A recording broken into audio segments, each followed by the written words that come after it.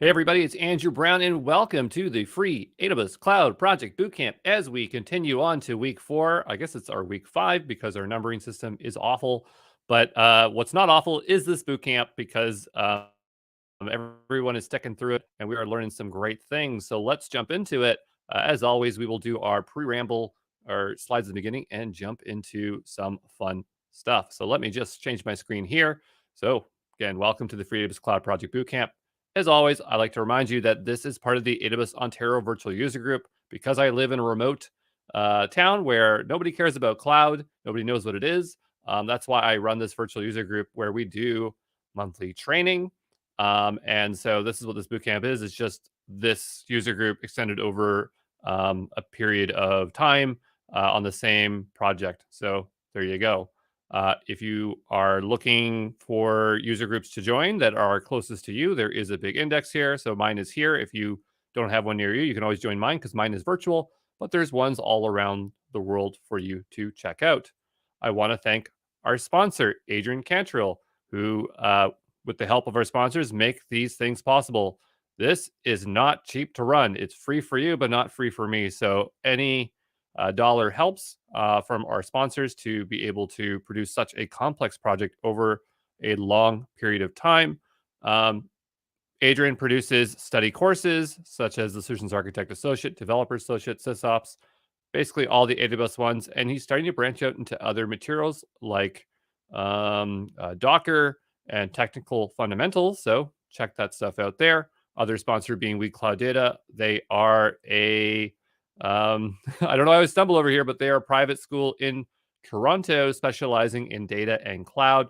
They also have their own channel where they have a bunch of free videos for you to go check out. But they run boot camps kind of like this, but different. It's more personal, more one-to-one. And they have all sorts of training. So you might want to go check them out as well. I'd like to thank AWS because AWS employees and the community team definitely helped us out here, giving us free AWS credits for our North American users and our She Cloud participants. So thanks to AWS as always there.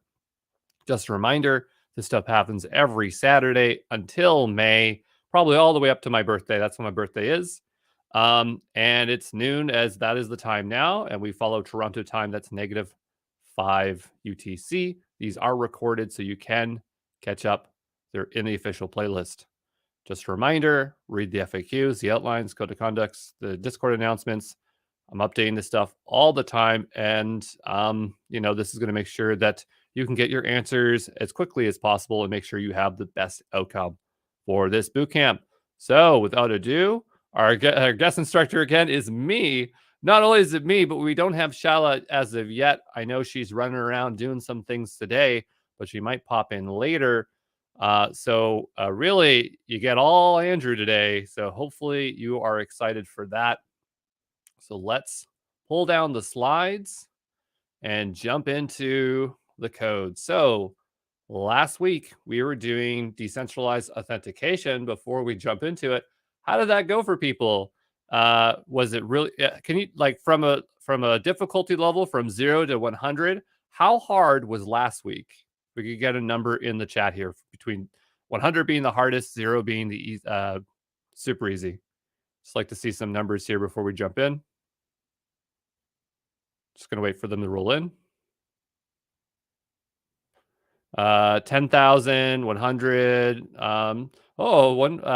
Somebody said 15. So a little bit all over the board, but seems like a little bit difficult. Well, if you thought last week was hard, you're going to have fun with this week because I don't even think I'm going to assign homework homework challenges because there's so much going on this week. I crammed in, we're doing SQL, but I also crammed in bash scripting because I realized that we needed it. So have fun. So what I'm going to do is pull up my repository. And as always, I branch. You do not branch. You just work in main because that's going to make it easier for grading for me. And so we are continuing into week 4. So I'm going to open that up because that always has our instructions. And I'm going to go down to our journal. And we are going to find week 4 here. And so there's stuff here. But we're not following exactly to the T here. There are definitely code traps in here. even when I was working on it, I was stumbling over my code traps constantly. It was very frustrating. But that's just to make sure that as we are doing, I'm making sure that you are following along and not just copying pasting.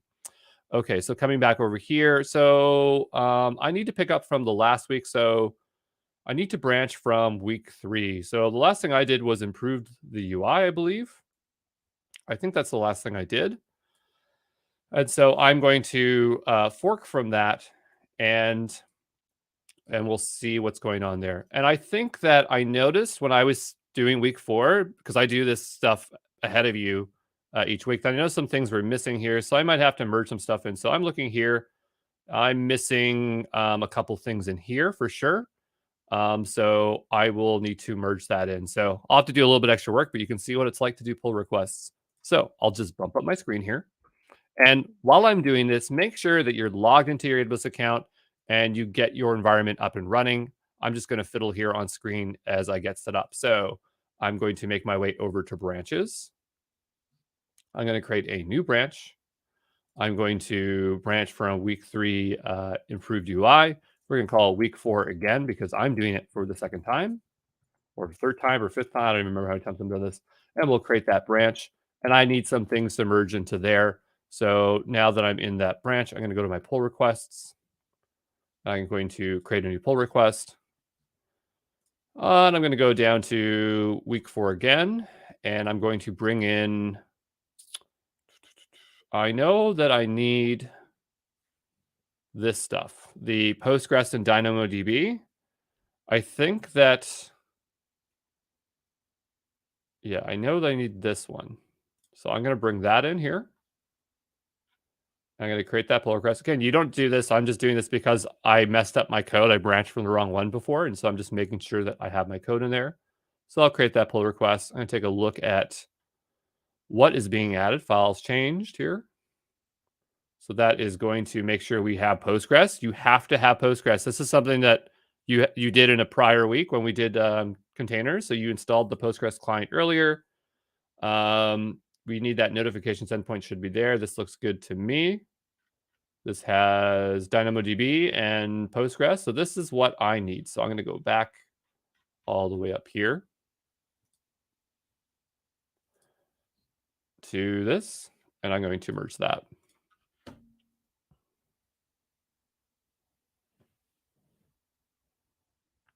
So we will give it a moment here. That's merge request is there. I'm just going to double check my code to make sure I have everything I need. I merged that into week 4, right, Bako? Okay, great. Bako's in my ear. You never hear him, but he's double checking what I'm doing. Because when you're doing a live stream, it's a little bit hard to concentrate here. So I'm just going to peek around and make sure that I have all the code I need. So my Docker Compose, I have the database, which is Postgres. This is great. And if I go into my Git pod YAML, I have Postgres there. So that looks good. And I'm just going to double check my backend code. I just want to make sure I have that notifications one there, and we will get rolling here in 2 seconds. Yes, it is there. Okay, great. So I'm all up to date. I was surprised it was that easy. I could have swore I had pull requested 2 things there, but we'll find out as we go. And I'm going to go to week 4 again.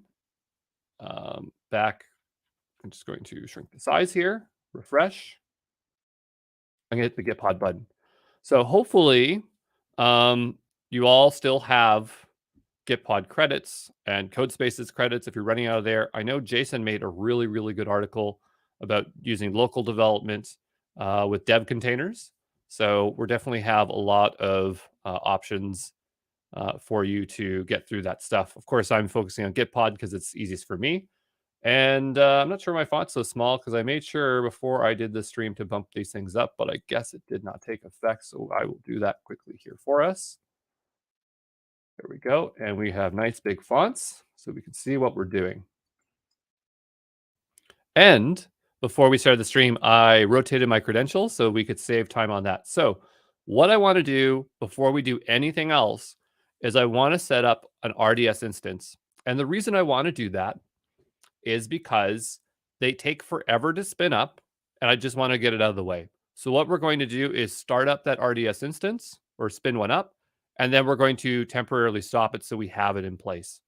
So what we need to do is make sure we have the journal 4 open. I'm going to post this into the chat here, and it should go out um, to the comments here so you can get to it. And so we have a lot of stuff in here. And what we're looking for in here is a command I wrote to set up Postgres. Here it is, provision RDS instance. And I'm actually really surprised how much easier it is to provision RDS from the CLI compared to the console. I found it so much easier that I don't think I will ever again do it through the console because there's so much. And when I say console, I mean the website because there's so much going on there. Ashish's video, I believe that he goes through and he shows you quite a bit through the console. So I don't feel that I have to do that in great detail. But what we'll do is go over here. I'm logged into my account. I'm going to make my way over to RDS. And you're just watching. You don't have to do this. And we'll just take a peek at some things in RDS here. And I'm in CA Central 1, so make sure that you are in CA Central 1 as well. So I'm going to just hit create a database. And again, we're not actually making one here. We're going to use the CLI command, but we're just going to take a look at some of the options. And they keep changing this on me. Like every 6 months, I come here and this UI has changed. So you have two modes, standard and easy create. So easy create will reduce the amount of options. I like to stay on standard because I like to see all the configuration options. We're going to be doing Postgres today, not to be confused with Aurora Postgres. Aurora Postgres is AWS's more fully managed database where they provision a certain amount of instances that are multi-AZ and all this crazy stuff. But the idea is that we want to be sure that we are using the free tier because that is going to reduce our cost. So if I checkbox free tier here, it will automatically deselect things. So it won't run it in multi-AZ, which we definitely don't want. And for Gloria is asking, do we have to work in CA Central 1? No, if you have been working in US East 1 this entire time, or US West 1, or an EU location, you can do that. This is just my region that I will be using because I'm in Canada. So just stick with whatever region that you're in and just make sure that it's consistent. So there's options like the DB instance identifier, the username, the password.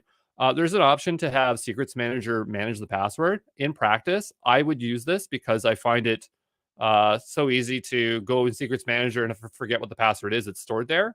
It can also be used for auto rotation of the password, which is a good practice, which I'm sure Ashish had probably mentioned in his security video. But because it costs like $1 or something, we're not going to use it.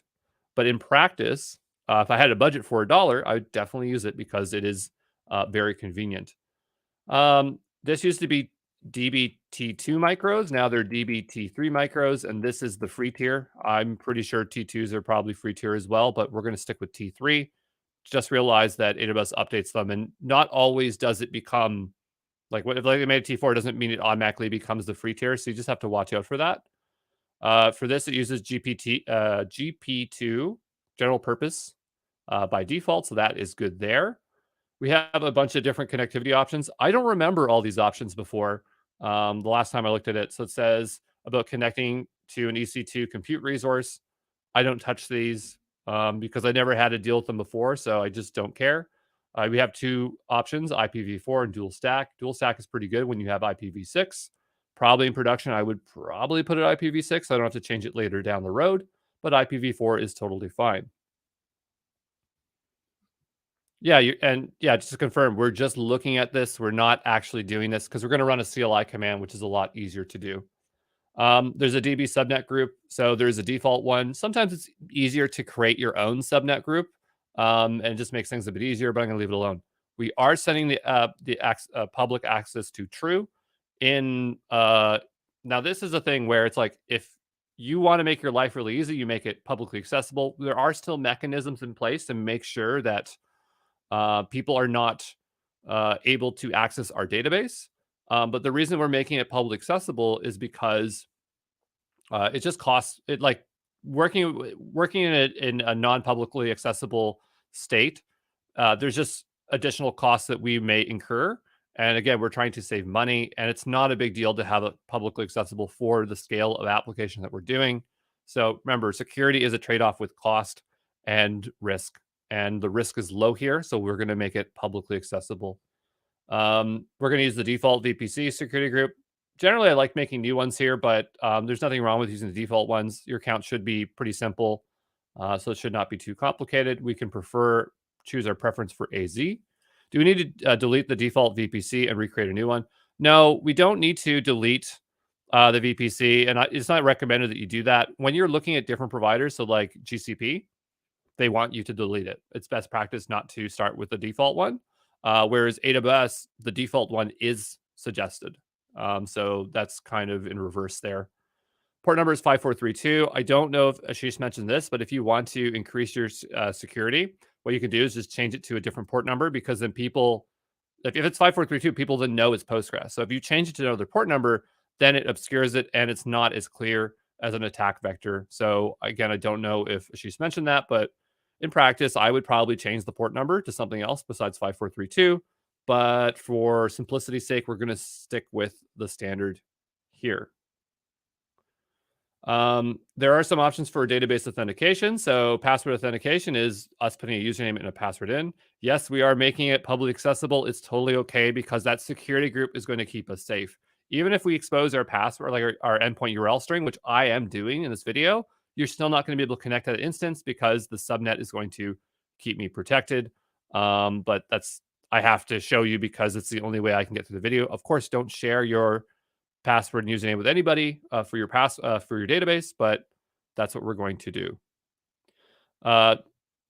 Okay.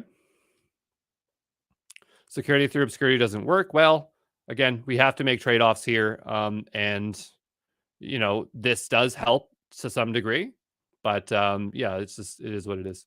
So password authentication. So there is a ability to use IAM, so an IAM role, to authenticate to the database. There are limits on the number of connections you can make with this.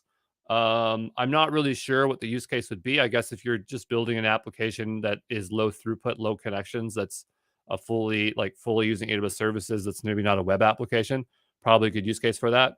Kerberos, if I remember, is like a cloud native way of working with authentication. Definitely not something we're doing today. Performance Insights is nice to have on. Before, there was no free tier. You had to have an instance size of a particular size. It looks like that they're giving it to us at a smaller instance. So that'd be nice to check that out later. It's literally so we can see performance of the application. For authentication, can we use client certificates instead of password? Probably. I mean, I never do. I think there's options for it. We'll look over the AWS CLI and see what we have as options, okay? Additional configuration, enhanced monitoring. We're going to leave that off because that, I believe, can incur additional cost. We probably want to set our initial database name. Normally, when I have to go in here, I have to find out what the version we are running, which is not here. I think we passed it.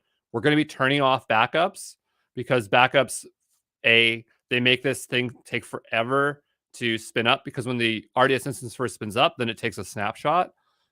We don't need to do that. We do not care about our data in this case. Did I choose it? It doesn't matter, because I'm not going to follow through with this. We're just looking at it as an example. We're not actually doing this part. We're just looking through the options. Okay. So anyway, now you would want this enabled. You can set whatever you want it is, 7, 14. It's totally fine.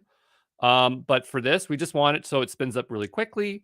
And we are trying to, again, reduce our cost and our effort here. But in production, you definitely keep this checkbox for sure.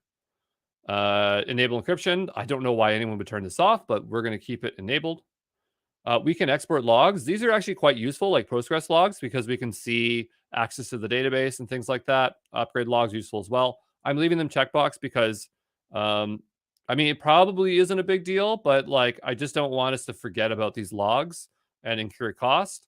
I don't think it really would in practicality, but just in case somebody does something weird and they get all their friends to go and use the database for some reason, I don't want anyone to incur costs. So we're going to leave that off for now. Maybe I'll make a video showing what that stuff looks like, but it is useful to be able to have that information. This is fine. We can enable delete protection. You generally would like to do this, or at least when your database is deleted, that it always takes a snapshot so you don't lose the data. It's often good practice to turn this on. I'm going to leave it off because I don't want to have to deal with that. Encryption, they're asking, does it mean that every row is encrypted or the files that just belong to the database? It's not encrypting the rows of the database. It's the data that resides on the server. So it's server side. I guess you'd say the latter, I suppose. It's server side encryption. Because if you open up the database, the rows aren't encrypted because we can tell, right? And down below, they'll provide a monthly cost. Normally they show it here, but I haven't been seeing it as of late. But you can see T2 micro, T3 micro, and T4 micro is all of the ones that are on the free tier.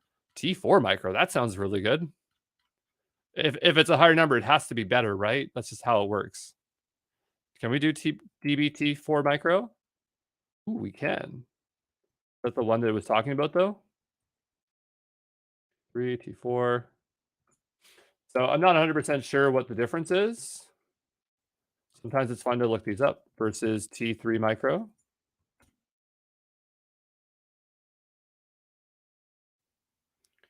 Next generation. So it's really up to you. It takes some time to figure out why to use different ones. T3 is probably fine. I was working with T2s, no problem, and had no issue.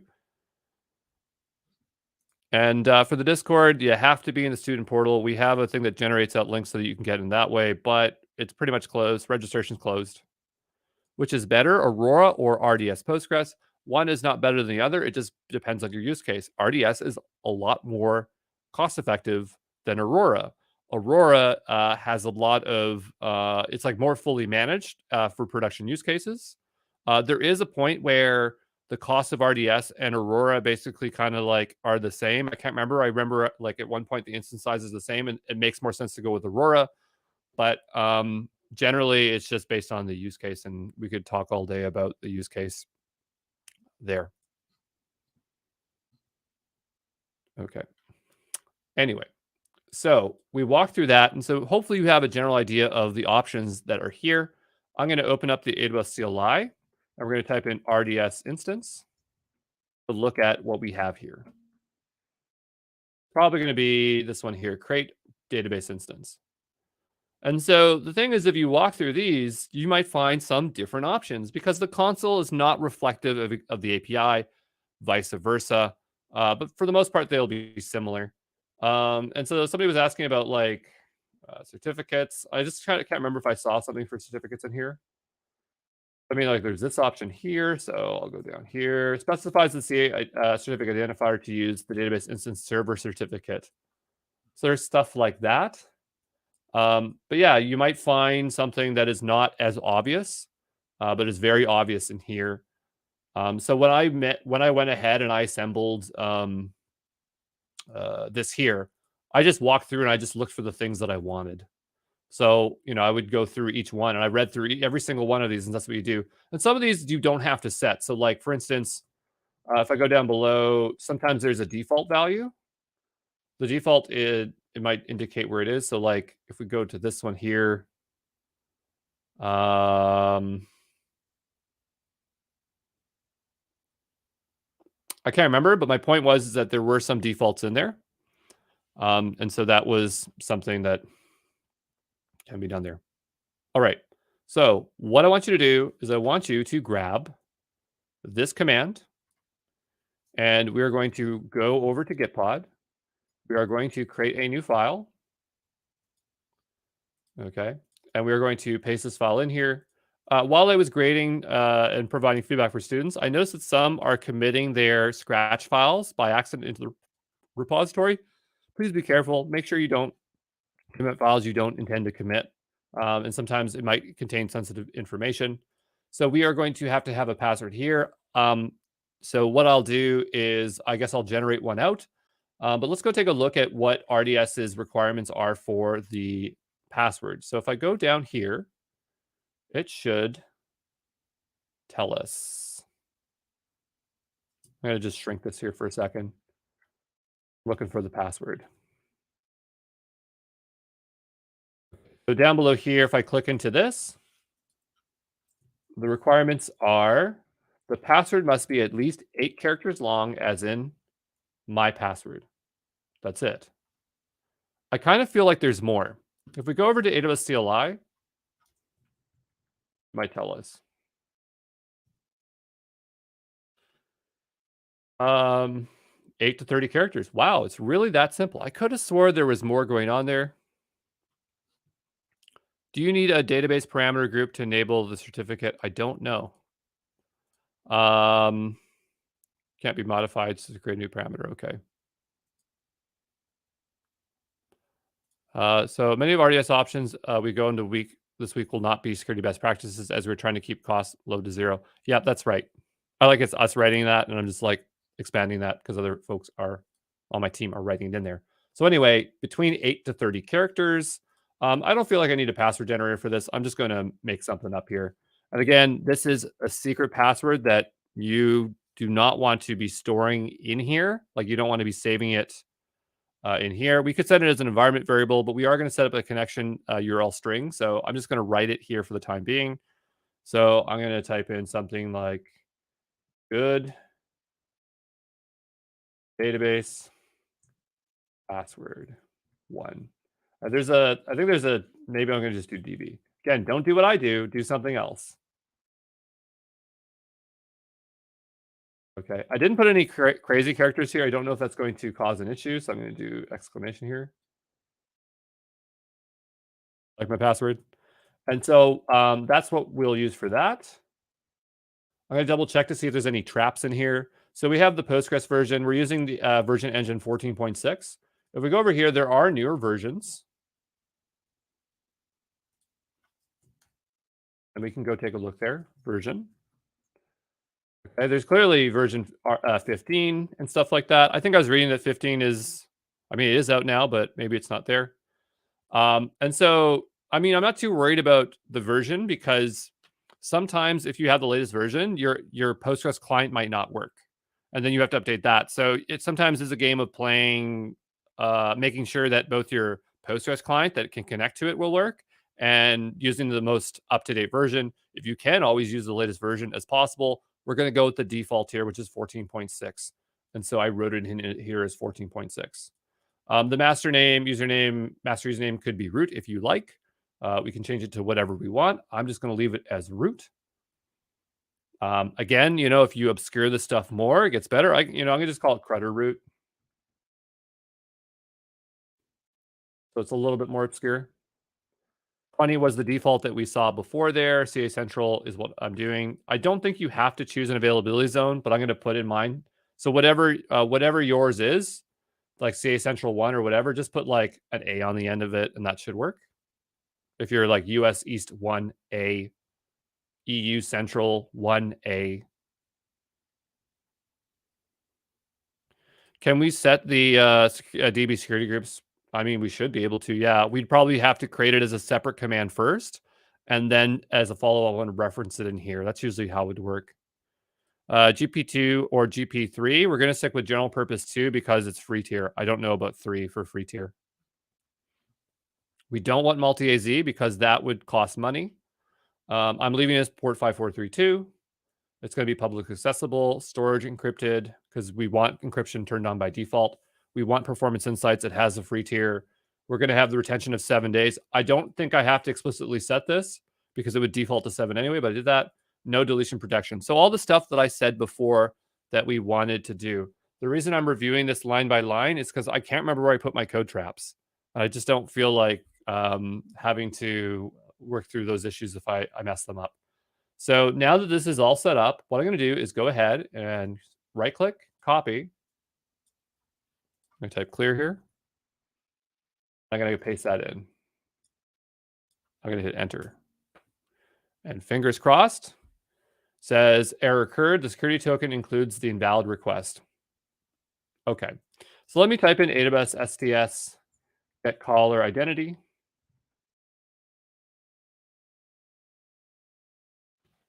Really? Okay, you know what? Before stream, I reset it, but I probably didn't do GPENV and persisted it. So I guess I have to set it again. For you, it probably worked. So if you got it working, give me a +1 while I go over to my IAM and generate out new credentials as per usual. I really tried to get ahead of it this week, but nope, I still messed up.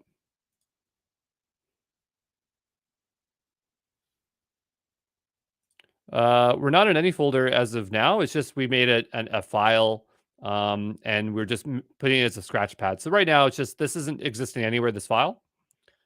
If there is a like if you are cd'd into a directory, it also doesn't matter. Oh, you're right. Sorry. So it's because we went onto this React tab and it automatically cd's into here. That AWS CLI command will work anywhere. So apologies, I forgot that it defaults there. Hopefully that makes it clear. And everyone's already done, and I'm not even done, but that's okay. You have to watch it spin up anyway. And we're going to be doing stuff while it spins up in the background. I'm going to go over to my user here. So I'm just doing the usual thing. I'm creating a security credential. I'm going to delete my old one here. Delete. I'm going to create a new one. It's going to tell me that I shouldn't use access keys, but I'm going to. I'm going to drag this off screen here. I'm just going to set this up really quickly, okay? As per usual. So let's say grep, env, grep. Right now, you will not see anything on my screen because I do not want you to see anything. We'll do export. While we're waiting, what did you all think of the Roblox video? Do you think I should add more to the? I mean, I didn't add it; my kid added it. But if we need a more Roblox videos, and I'm going to go set the secret here. And what do we have? One more episode of Last of Us. And then that's all done.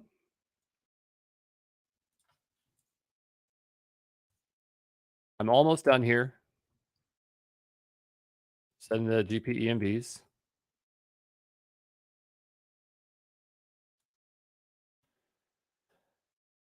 Okay, and let's see if this now works.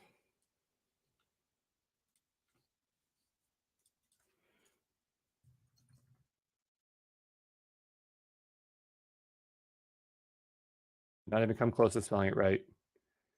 Get caller identity. There we go. I will go up here. I will paste this in. I'll hit enter. More Roblox. So my kid watches these things called obbies, which are obstacle courses, and they just jump through stuff. So like I could do like a obby. You need to point the availability zone inside the region. Can't wait for episode 9 of The Last of Us. And GP3 is free and more performance compared to GP2. It might be free. I just can't keep up to what's in the free tier. If you research it and you find that it's free, go ahead and use it. I'm sticking with GP2 just because I'm slow. I'm going to go over here. And so I got back JSON. That is a good indicator that it has created the thing. I'm going to go over to AWS here. I'm just going to make sure I don't expose my credentials like I did last time. We'll go over here and we'll go over to RDS. And this thing takes about 10 minutes to spin up. So we're just going to have to check here periodically. And when it does spin up, we'll probably just stop it because I don't think we'll have time in today's session to actually establish a connection to it. But this is in the creating state. I'm just in here. We're watching it in the creation state. It's going to take a little bit of time. I'm getting an error that says AWS command not found. That would indicate that your AWS CLI is not installed. So check your Git pod YAML, or if you're not using Git pod, then you don't have it locally installed.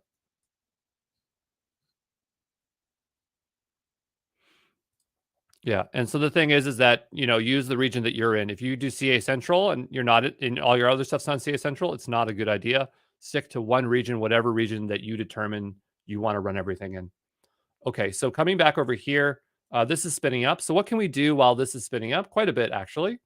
So I'll go over to our code here, and we'll scroll all the way to the top and take a look at this stuff here. So in a previous week, you were supposed to set up Postgres. It's supposed to be um, in your Docker Compose file. So if we go over to our code here and look in the Docker Compose file,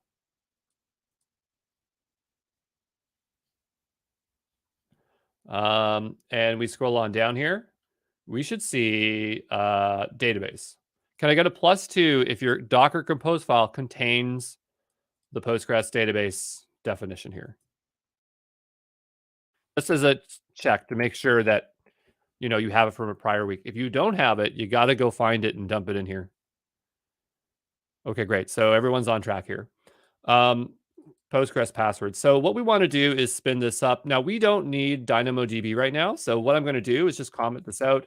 The reason I'm doing this is because I noticed for some students or boot campers, they're running out of container space, whether it was code spaces or that. So if we don't have to start a container, let's not. And so we'll comment that out for now. And what I'm going to do is go ahead and start this up. I'm going to right click and do compose up. And we're going to start that up. And we're going to make sure that we can access Postgres as per usual. While that's going on, I'm going to go take a look over here and see how this is going. Give it a refresh. I don't ever trust the state here. So I hit refresh. This configuring advanced monitoring. So it is going. I thought I didn't turn that on. Did I turn that on? Did we turn that on? Performance monitoring. I don't have enhanced monitoring on there. Uh-oh. Enhanced monitoring RDS. Pricing. This feels like when they say the word enhance, it must cost something.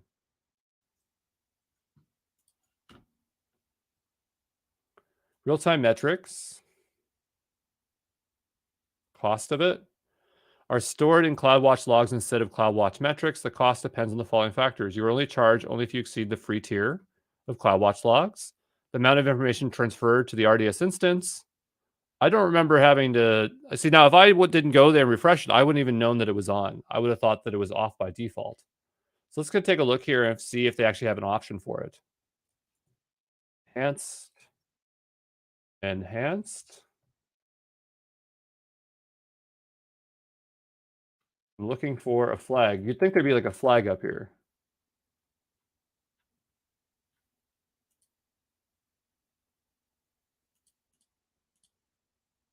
Monitor rule ARN. Yeah, so I'm not 100% sure. We'll have to take a look when we go there, but yeah, and so this is the thing with the password. I kept it simple because some characters it doesn't like, so only printable characters. I remember using a password generator before and it did not like it. So you just have to be a bit, sometimes you have to play a bit of work with AWS to get it to work. Calling the create database instance, invalid parameter value. So that's saying that one of your parameters that you've inputted here is invalid. So you'll have to check which one it is and just go through all this stuff. You've probably introduced a spelling mistake or something for that. So we'll go back over here, give this a refresh.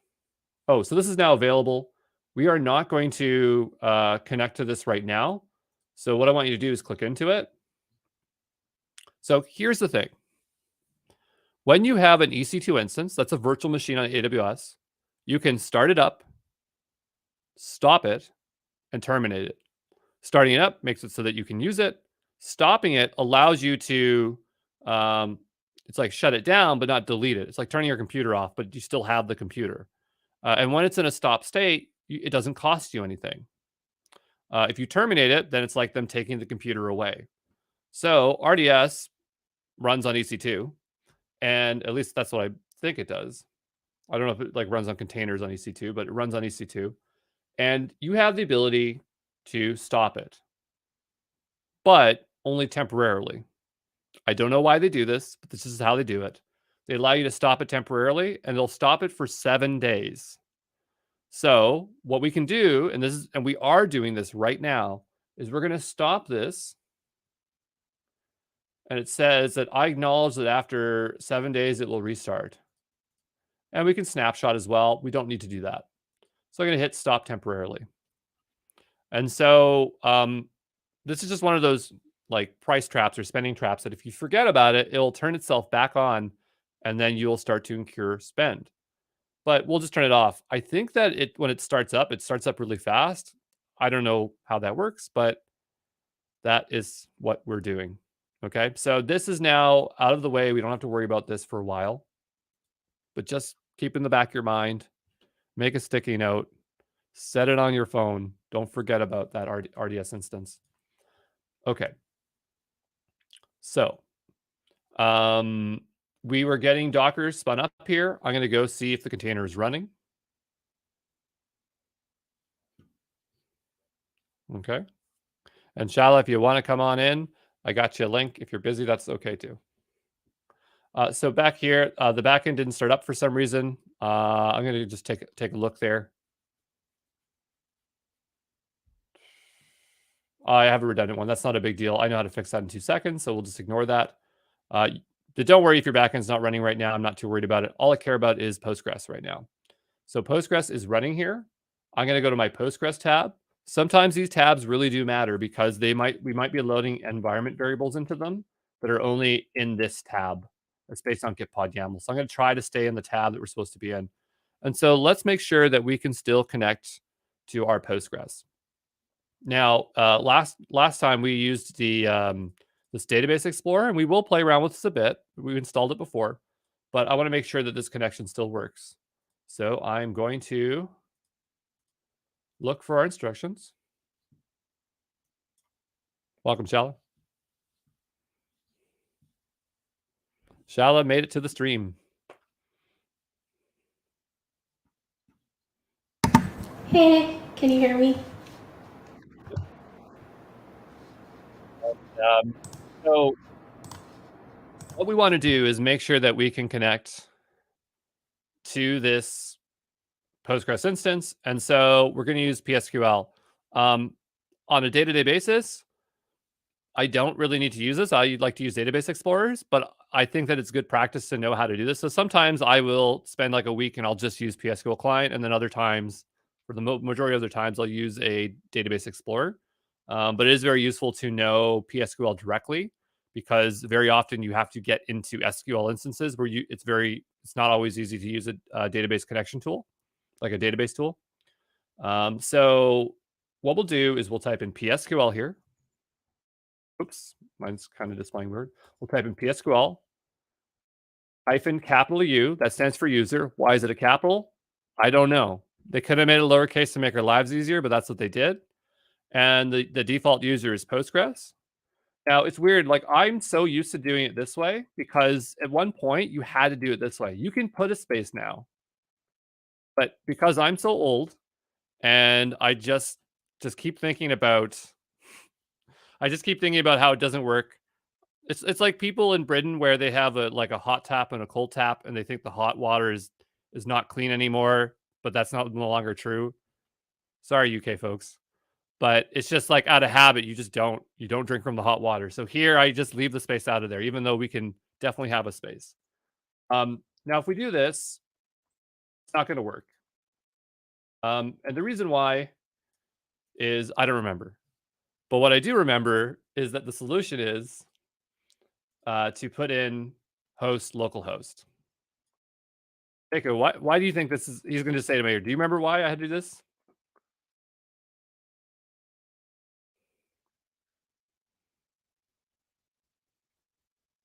Okay. Okay. So the best explanation is it has to do with Docker, and we want to listen on localhost as opposed to Docker. Was that okay, Baker? Did I do good? Be so much easier if Baker just on stream, but he doesn't do that. He's behind the scenes. Anyway, the point is that we have to set it when we are working in like in this container environment. If you're running in a local development environment, you probably wouldn't have to specify this. It would automatically know to go to localhost. Okay, so this is what we need to do that. So I'm going to go ahead and hit enter. It's going to prompt me for a password. The password is password. to get to this. So can I get a +3 if you've shut down your container, or sorry, stopped it temporarily, not shut down, stopped it temporarily, and you got this message where it says Postgres, +3.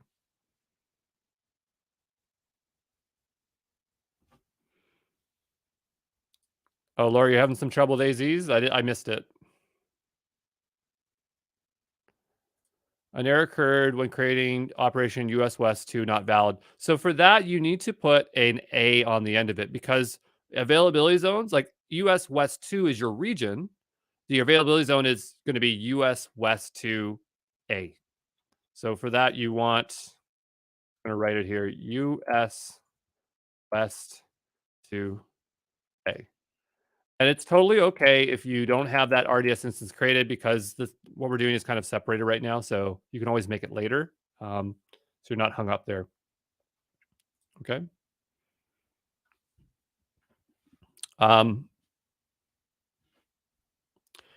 Anyway, sorry. So we are here. And so now we can write SQL commands and work with Postgres. At one point, I knew them all pretty well. My brain's kind of getting a bit foggy there. And so I wrote up, actually, I had ChatGPT help me a bit. I said, hey, can you write up common commands? And then I added some in because it didn't write the ones that I wanted.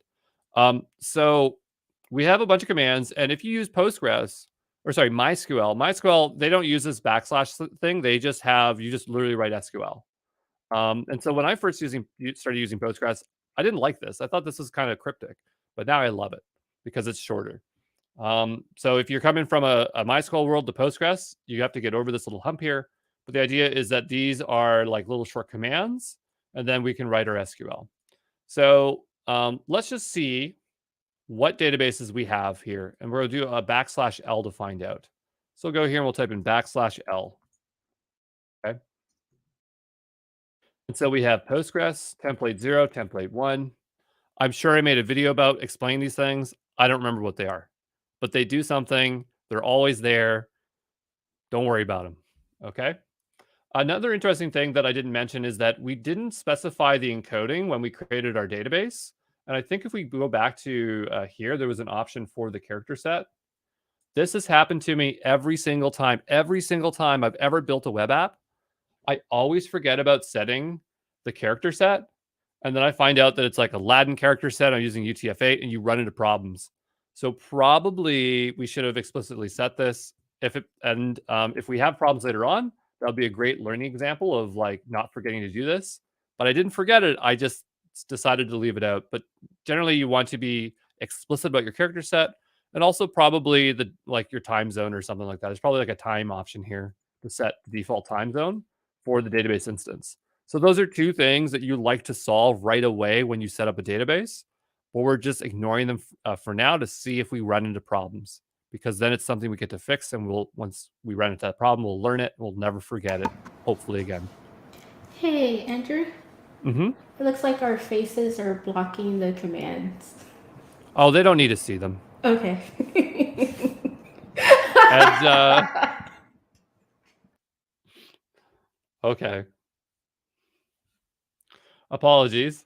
So the only command we wrote in here was \L, right? And to list those darn little boxes, eh? So can I get a +5 if you're able to see these three? Postgres, template 0, template 1.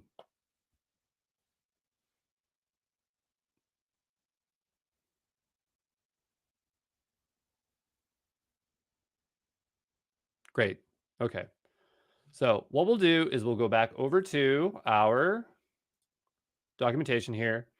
And the idea is that we need to create ourselves a database because we don't have one and we want to call it Credder. So there's more than one way to make a database. There is this command called create_db, right, that we could run and this would create the database. The thing is that all this is an alias for this. So we can use this if we're trying to have like a one-line command to create the database. But I would rather enter the Postgres client and create it. So what we're going to do is run create database Credder. So I'm going to go back over here. We're going to type in create database Credder. And for the most part, if you use MySQL, Postgres, SQL variants, these are generally the same. They're not one-to-one, but a lot of times they're generally the same because they all follow the same SQL standard. And we'll hit enter, and it'll say it created the database.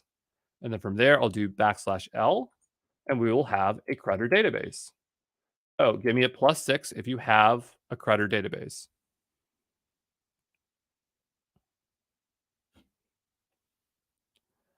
We'll talk about like how we're going to store parameters or application configuration later. Honestly, I haven't thought about it. If we do use something, I would think that we're going to use parameter store because it is free to a certain point, but we'll cover that in another week. As part of the RDS AWS RDS create DB instance command, did we create a database named Cruder? So I don't understand this AWS. Oh, sorry. Oh, you're right. Yes, we did. So when we created it on AWS, we did create a database called Cruder. So what we did is we named our database that, and then we named the instance Cruder DB instance, so it's not confusing. But since we're local, we have to make one here so that we are kind of one-to-one here. Okay, so we have our database, which is great. We're going to go back over to our documentation here. So we could drop it by typing drop. We're not going to drop it right now. Okay, so the thing is that we need to set up some tables and things like that.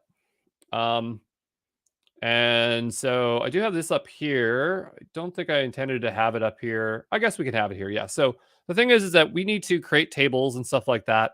And generally, when you have like a web framework like Ruby on Rails, they'll have a file called schema.sql or RB that defines your entire schema. Flask doesn't have it. We're going to write it by hand. But the idea is that it's going to contain all the stuff to set up the schema, the structure of our database. And then once we do that, we will then go and seed our data with some test data. My RDS was behind in creating. Did it shut down? And be mindful. Just make sure you have to manually press that button. So when you go into RDS, you have to make sure that you go and say stop temporarily by clicking into it. It will not do it automatically.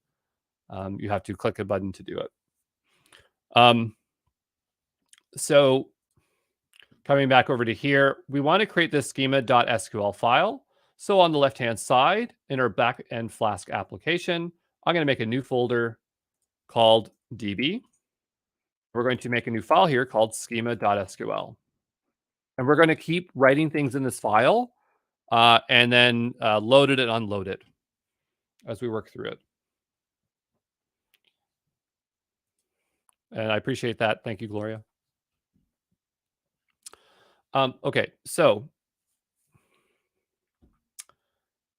we have this file here, and so we need to start populating with some things. One other thing that we're going to need, and probably the first thing we're going to code, is an extension to have UUIDs. So UUIDs stands for universal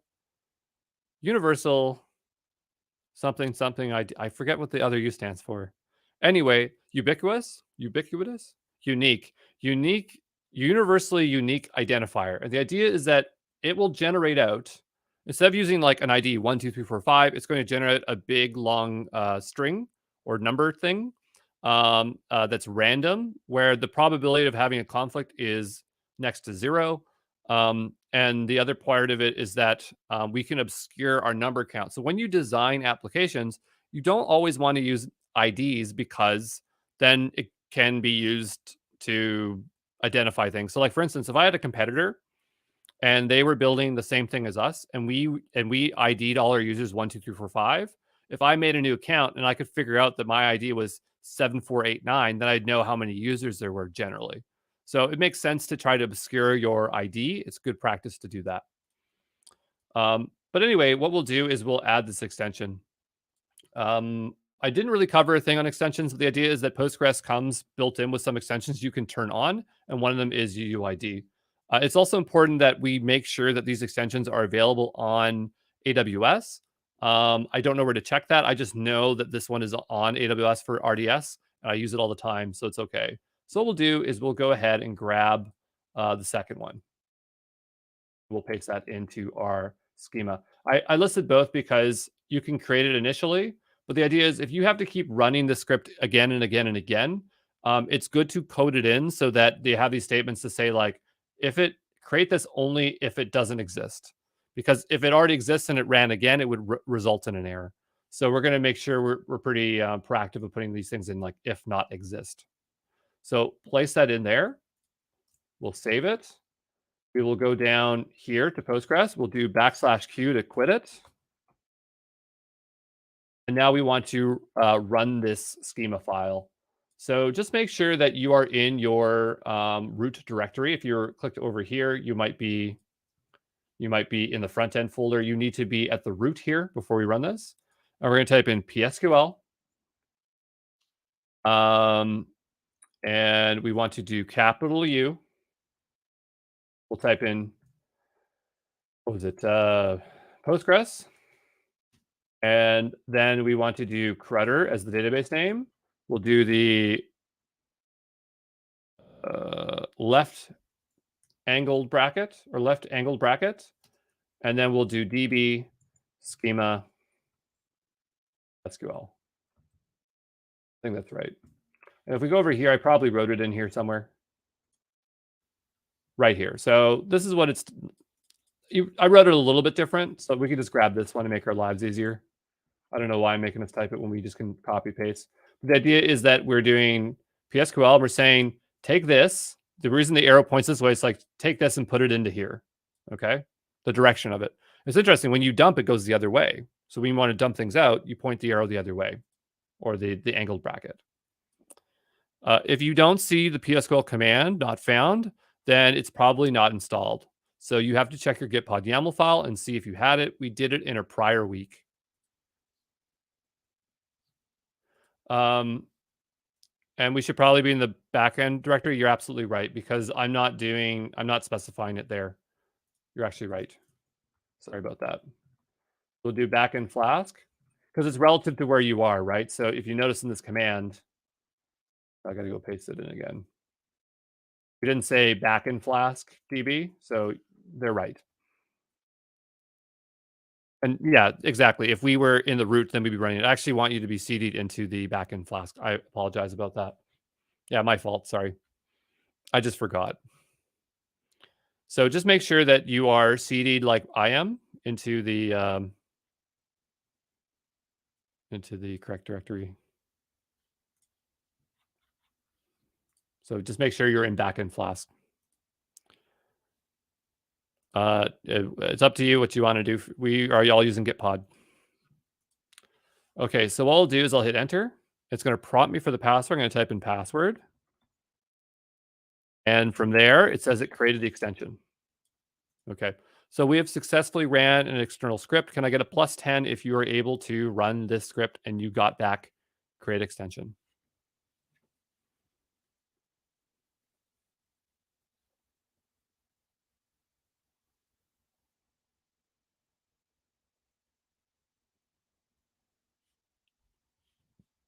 And I am seeing some folks that are saying they don't have Postgres installed.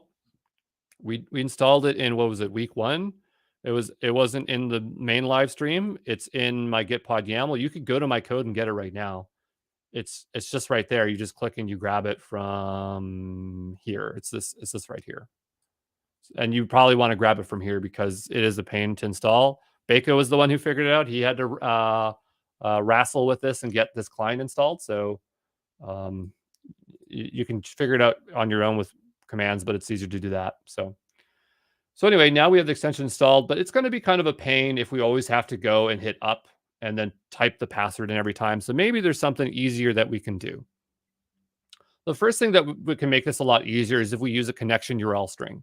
So connection URL string is a way of providing all the details that it needs to authenticate to the server. So I'm going to go back to my Scratchpad, which is here. And I'm just going to remove this. Well, I'm not going to remove it completely because I don't want to get rid of my password. So I'm just going to take this and put this up for now. Try not to forget the password. And I'm going to make a new connection URL string. So I'm going to type in connection URL equals. And if we want to see what this is, we'll say connection URL format for Postgres. I don't know if other ones have it, but definitely for Postgres, there is a standard format for this. So here is the format. The idea is you have this syntax in the front. You say the username, colon, password, @sign, the location, the port, the database name, things like that. So what I'll do is I'll just grab this as an example. You don't need to copy paste it. You just need to follow along here. We're going to type it out manually just so we have it as a reference. And we're going to set ourselves a connection URL string for our local database. So the first thing we need is the username. So locally, our username is postgres. I'm going to put these in quotations. And then we need a colon for password, as it says here. And we need an @ and where it is. So it's on localhost. Then we need the port. It probably would default to the port 5432, but I'm going to put it in there. Localhost 5432. And then we want the database name. Sometimes you don't have to put the database names because if you want to have a general connection to it, we can provide it, but we're going to specify Credder specifically here. Oh, and apparently I'm missing a bit of this. So I'm supposed to have this in the front. Like it was just whispering in my ear there. So this is what we're supposed to have the protocol in the front here. So post SQL : // I think that looks right. Does it look right to you, Bako? Okay, great. He says it's good.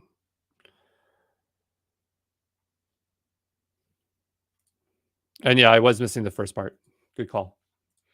So we'll have that, and we're going to want to test it first. Before we set it as a connection URL, I'm just going to do a quick test. And the way we're going to do that is we're going to type in PSQL. We're just going to grab the contents of it. And if we paste it as the second parameter after PSQL, if it connects, then it works.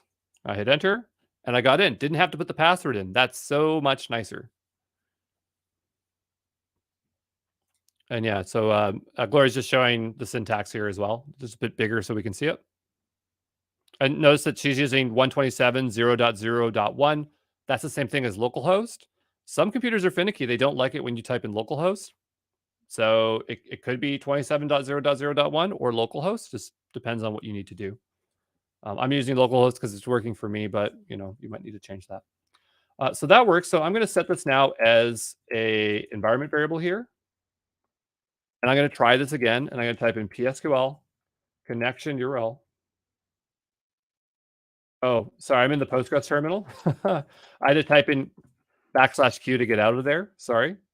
Make sure that it's colored like this and not what we just saw there a moment ago. But I'm going to go and actually export it into the actual Bash terminal. And I'm going to type in PSQL connection URL. $ connection URL. You got to spell it right too. And I get in. So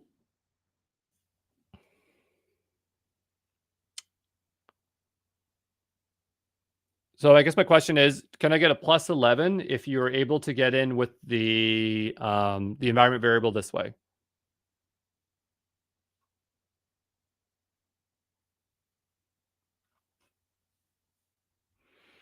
Yeah, if you're getting a socket error, there's a few different reasons why. I mean, the reason I would think is that either you're not connecting on the local host, so maybe you have to do 27.0.0.1, or the Docker container is not running. Sockets are quite the pain to debug. Okay, so we're seeing +11s here.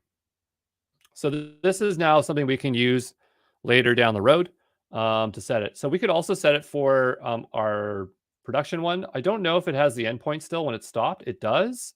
So let's go set up the one for the database while we're here. But before we do that, I'm going to do \Q. I'm just going to set this to persist it for later so we don't have to set it again. So gpenv connection URL. Got that. And that will set it for Git pod environment for later. So I'll do that. And that way, when it restarts, I don't have to go figure it out again.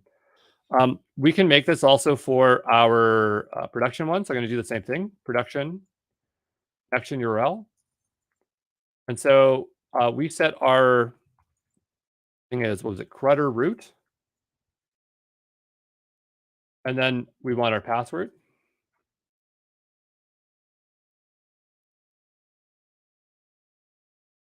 Oh, geez, it does not copy properly. Okay, paste. Thank you. And we need this in front here. This is for the RDS instance that we're doing right now. And so we need an F sign. That sign here. And I'll go back here and I'll grab this endpoint port. Here it's on the first page when we click in. So if you're in the database, you click into the database. We grab this part here, not this part, but just this part. And so if I go back here, I will paste this in here. It's really long, so that's why we do it like that. And then we do :5432 / credder. Okay.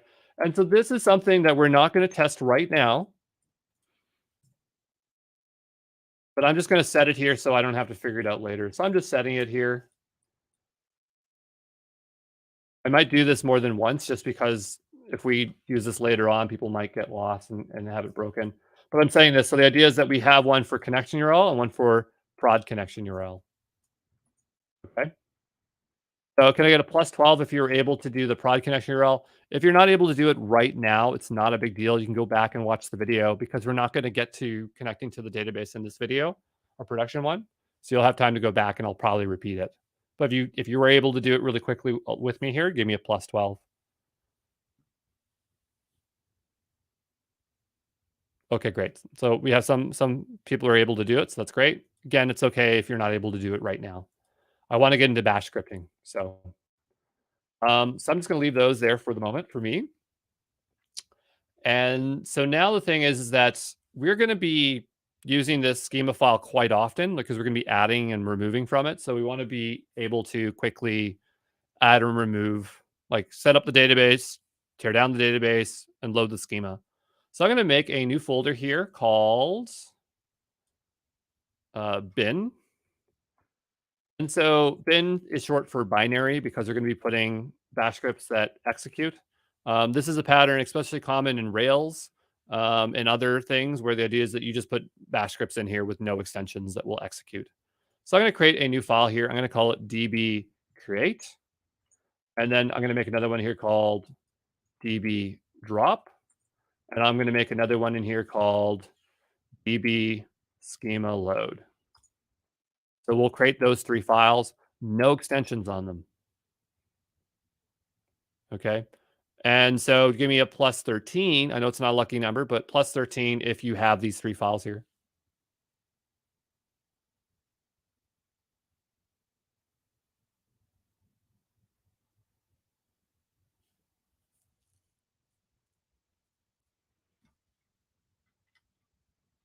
Okay, see the +13 is rolling in. And so the idea is that we want to run a bash script. So I'm just going to scroll down here. So we need to put a shebang in here to say what the script is because it doesn't have an extension on it. So it needs to know what it's going to run. So we need to put in bash. I'm going to find where bash is. So I'm going to say, where is bash? Whoops. Where is bash? And here it is. And so we'll do this shebang. That's what a shebang is. It's a pound, an exclamation mark, and it's always on the first line. It just says, what should we treat this file as? And it's going to treat it as a bash script. We could put a whole different path here. If I did where is Ruby, I could take the Ruby path in here, dump it in, and it would treat it as a Ruby script. But we want it as a bash script. So we'll take this, we'll copy it in, and I'm going to paste it into the top lines of all these 3 files. Copy, whoops, paste, and paste. Okay. Now, if we go back over to here, we could take this line kind of here and put it in our create. But I'm not going to do that. But anyway, the first thing we need to do is let's make sure we can drop and create our database. So I'm going to go to this line here, and I want to execute a command in Postgres. And I'm pretty sure that that command is -c. If we don't know, we can always type in man in here and hit enter and scroll on down and see what these commands are. And I know there's one -c for command that allows us to execute a command. So that's what we'll end up using. So I'm going to type in PSQL here. I'm going to put in the connection string, connection URL. And we are going to then say, then we're going to do -c to execute a command. And we're going to say drop database header. Now, you can put this lowercase if you want. You can put this uppercase. I don't know if there was ever a time where it had to be uppercase, but it just seemed to be the practice that these commands were always written like this. Okay. In Postgres, people don't seem to do it as much. In MySQL, they do it a lot more. It doesn't matter anymore. So you can have it uppercase, lowercase. It's just for readability, basically. I'm going to do it all lowercase. And so this should drop the database. Before we can run it, well, I'll show what happens if we run it. If we do period, and we're in the backend Flask right now. If we do period, and we do /bin db create, it's going to say permission denied. When you create a new file, it is not by default executable. It does not mean that it can do that. We have to give it permission to execute. How do we know this? If I type in ls-la, we probably don't need the A on there. That's for all files. If I go here, you're going to notice in here, I guess we have to do it within the bin directory. So I'll do ls-la bin. So in here, you'll notice that there's this stuff. And this determines read, write access, and executable access, like whether it can execute as a program. And I believe it's somewhere in the middle here. I always forget where the execution is, but it's basically not executable. So what we can do is type in chmod, change, what does that stand for, Baker? Remember? There's one that's for change owner. This is change permissions. I don't know. There's anyway, if we type in man chmod, I'm sure it'll tell us. Because I just like to know what the names are abbreviated. No, it won't tell me anything.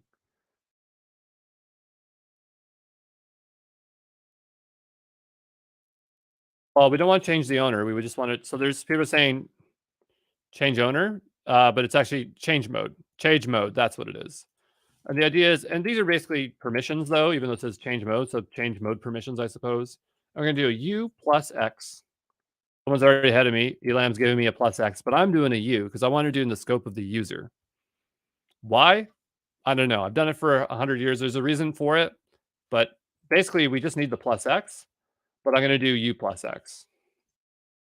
I don't know. I just do what I remember. And yeah. So we'll do db create. db, well, we'll just go list it so we can see the difference. Notice here, like it's colored green, so it's executable. Notice there's a little X here, right? We could do it for the other one here. So I could do it plus X on the next one for fun. Okay. And then we get up. Notice the X is now set for all of them. So I just set it for the user. This one's setting it for 3 different levels of permissions, but I always do it for the user.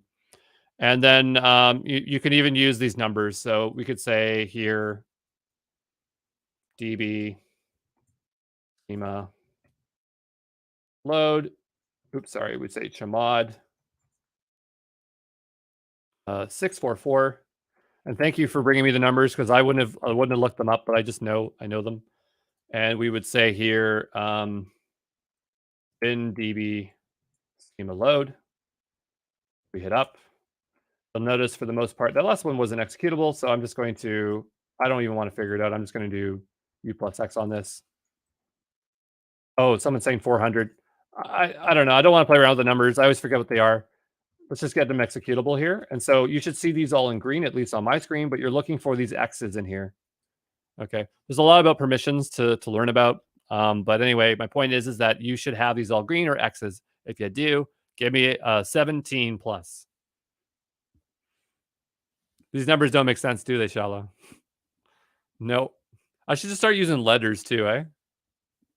Or like harder characters, like give me like percentage. Or like, like you can make like emojis out of like percentages and stuff like that. Give me like the flip table person. Okay. So those are all now executable.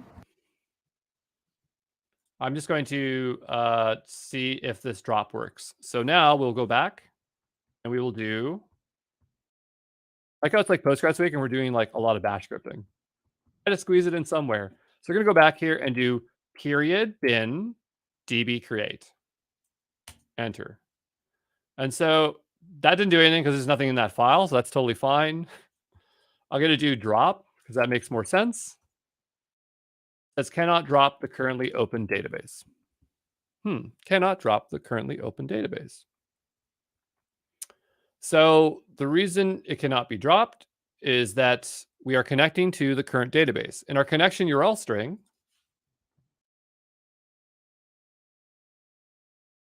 this is a fun edge case. Did I spell that wrong? I did. That when we use this connection string, we are not only connecting to Postgres, we're connecting to this database, and then we're saying drop the database as we're in it. You can't do that. So our connection URL string really should just exclude this database part. So how do we do this in Bash? There's a bunch of different tools that you can use. Probably the most common one is called SED. So if I type in man SED, I'm going to see if this is installed on here. This is called Stream Editor for filtering and transforming text. So this is like a tool that you can use to manipulate text in place. And so the thing with SED is it's a very useful tool, but it doesn't work the same way on all Linux systems. So like if you figure it out in one place, it might not work somewhere else. So I could go through and show you how to use it, but we're just going to copy and paste it in here so we don't have to have a headache because it is a lot of work to figure out. So I'm just going to go find the solution here because I have it sitting in this repository here. We're just going to write it out and solve it. So I believe I have it in here in our bin directory. And by the way, I saw some students getting ahead of themselves before this week, and they were copying these files into the repo before we even did this stuff. I don't do this stuff exactly one-to-one. I just kind of like stumble through it, and I'm doing different things. So if you copy and paste these one-to-one and not follow these instructions, you'll probably end up with something that doesn't work. But anyway, so the thing is that in the drop one, we have to do some manipulation here. And so what we want to do is we want to basically do this. Okay, so I'm just going to put this up here and comment it out, and we're just going to step through it. So the first thing is we want to use SED. SED allows us to manipulate strings. And this basically looks like a regular expression. If you worked with Vim or other things, this knowledge is transferable to other places. So we have single quotations. And we have an S at the beginning. I don't remember what the S is for, but often we do it. Maybe it stands for string, I don't know. But the idea is that we have these 3 / brackets, okay? And basically the idea is that we are putting what it is that we want to select and what do we want to replace. So what is it that we want to select? What do we want to replace it with? So if I typed in hello in here, it would match for the string hello and it would replace it with a space, or it would replace it with goodbye. Okay? And if we have a G on there, I don't know if it does it for this, but G usually means globally. So get all global instances. I don't know if it's the case in this case, but I'm just trying to translate my knowledge from other place. So this is how we do a substitution for the string. And there's a lot of ways that we can feed a string in here. One way would be doing an echo. So we'd say like, hello. We're not running this. I'm just showing it to you. And we could pipe it in this way, but it just doesn't work the same way on all Linux systems. So I found a way that worked, which was this, and we're going to stick to that. So here we want to get rid of, on the connection URL string, this part. So we want to replace it with nothing. So we'll leave this blank, so it replaces with nothing. And then we type in crutter. We also want to get rid of this /. So if we have a /, now it's not going to know what to do. What we do is we put a / in front of it, and that escapes it. So that part is going to replace crutter and clear out that part. The idea is that we need to feed in the connection URL string. So we do that. Whoops. Do this. Why there are 3 of these, I do not know why. But I know that's what we have to do to get it to work. So we do connection URL. And we are wrapping it in the $sign so we can assign it to our environment variable. So that is all it is that we're doing. It's very useful to learn SED. I use it all the time. All the time.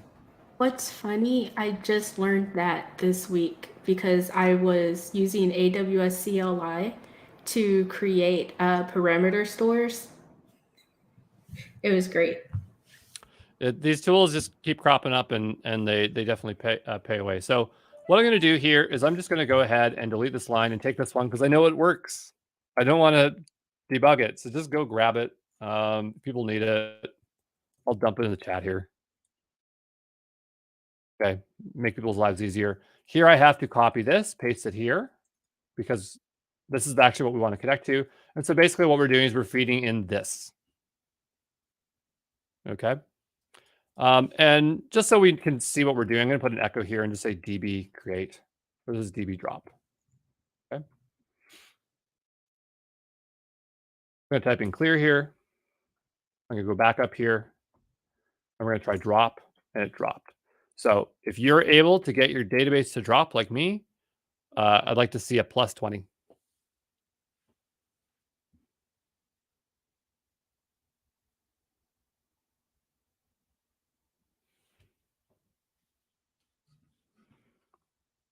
And I do realize there's a lot going on here, so I do apologize if it is a lot, but you will have to go back and watch. I'm going to see if there's a few more plus 20s rolling in here. Give people a moment here. Now, something that's interesting is like we did this. Now, we did a period in front of here. This period means that it's going to, I believe, execute in the context of whatever the terminal wants, which is bash. But instead of putting a period here, we could also do source. Right? So what source is going to do, I don't remember where source comes from, but source is basically going to read this line up here and determine this is a bash script and run it. And a shortcut for source is just doing period / Okay. So you'll see me using both because in some cases I can't use the period. I have to do source. So we'll see that when we work on our scripts here. So our drop was pretty easy. We'll go over to our create and we'll add an echo. And we will say db create. And this is going to be PSQL, $connection URL. And then we are going to do -c and we'll say create database creditor, semicolon. I don't know if we really need the semicolon because we only have a single line, but I'm going to put a semicolon there. And so very similar. So this should be really easy. We'll type in clear. I'm going to do bin db create. Connection URL, localhost, port 5432, creditor does not exist. Same problem. Same problem. No, it shouldn't be because we're creating the database, right? So we'll go here, paste it in. I'll copy that. That makes sense because we can't connect to creditor if it's not created yet. I'll go back and hit create, and that creates the database. So I can drop. I can create. I'll give folks a moment here. There's going to be plus 21 if you're able to create and drop your database from scripts.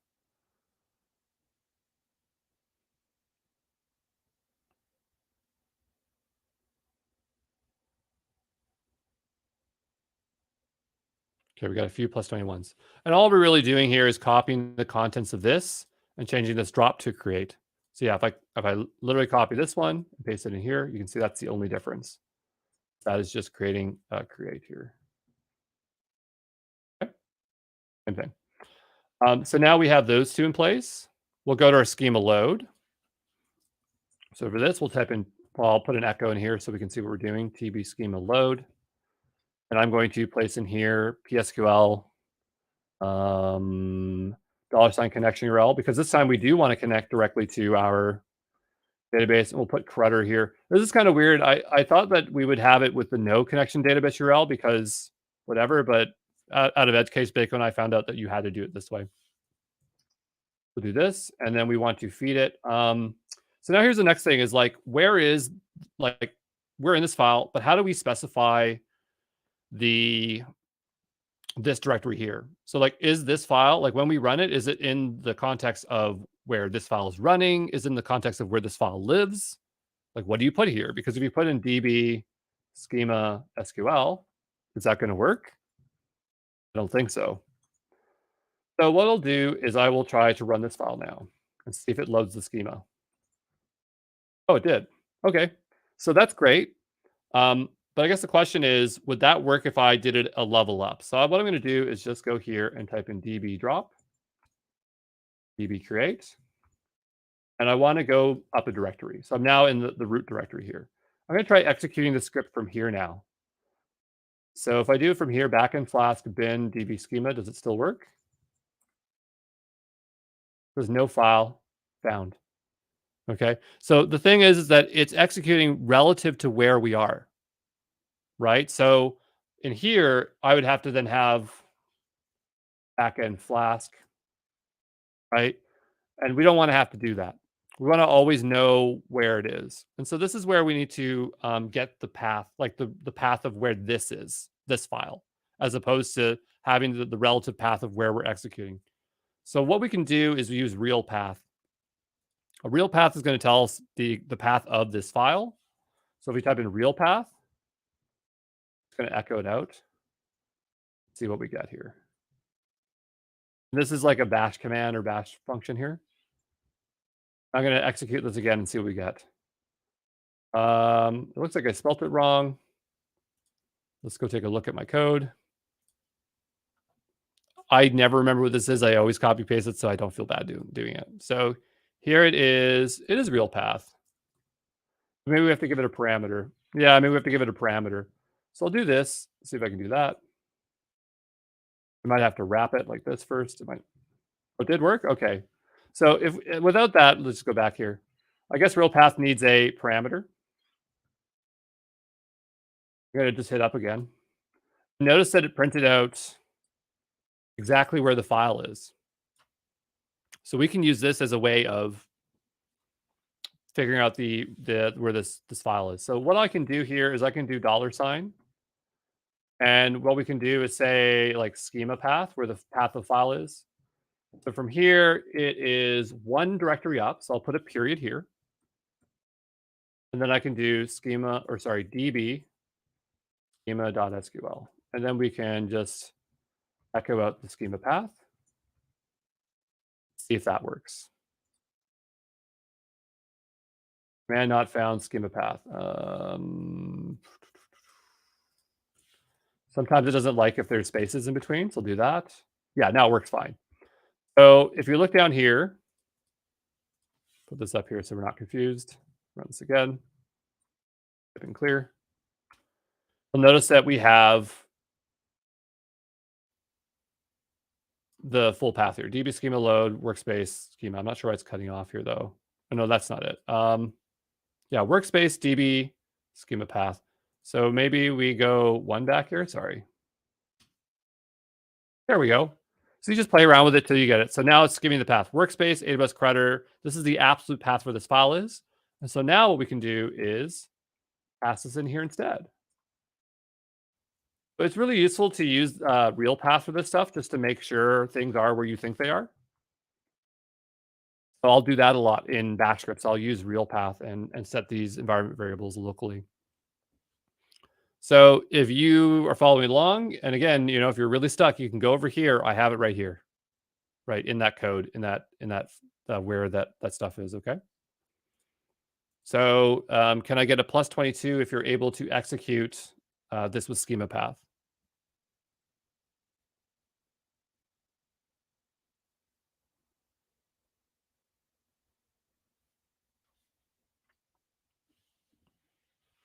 Great. So now we have a way of loading our schema. Now, did our schema load when I did that? It says no such file or directory schema.sql. AWS Bootcamp creditor. Oh, you know what? We're missing the backend flask here. So what did I do here? Did I just write it in?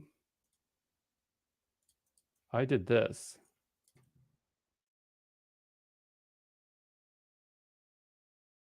I mean, it looks the same. Why does it look slightly different? Oh, one's in quotations. That's it. Okay, so I mean, it should be getting it in the right place.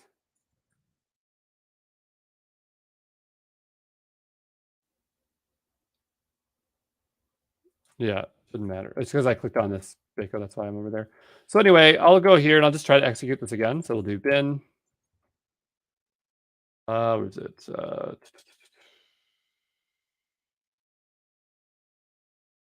Back in Flask.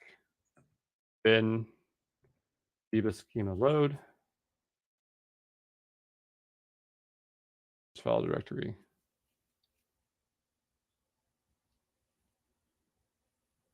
Huh. Yeah, but I know it's missing, but we didn't do it here before. So now I'm just wondering if I messed up my script. Well, anyway, the point is that we'll get it working for now. I don't know why this is happening, but I'm going to go and CD into the backend Flask app and see if it works from here. I have the code laying around for this so we can resolve it and I'll play around with it a bit more, but I'm just going to see if it works in this directory.